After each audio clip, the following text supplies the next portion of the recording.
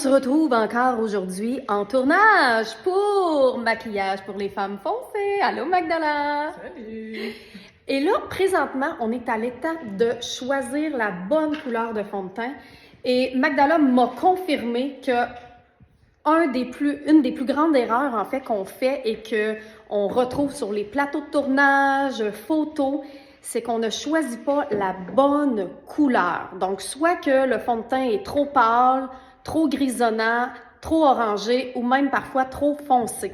Quand on maquille une peau foncée, on doit vraiment faire nos tests, mais on ne doit pas choisir les couleurs. Exemple, on peut penser que c'est soit celui-ci ou celui-ci, mais en fait, on doit choisir une teinte plus pâle pour aller éclaircir parce que le fond de teint va, en séchant, foncir un petit peu.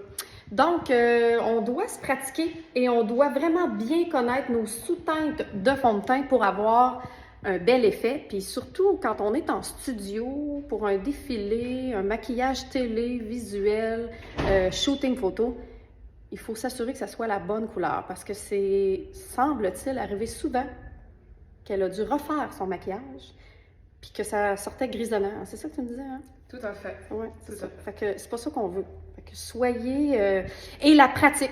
Le plus important dans tout ça, c'est la pratique, la pratique, la pratique. Si vous maquillez souvent des peaux foncées, vous devez vous pratiquer, essayer vos fonds de teint et connaître leur sous-teinte.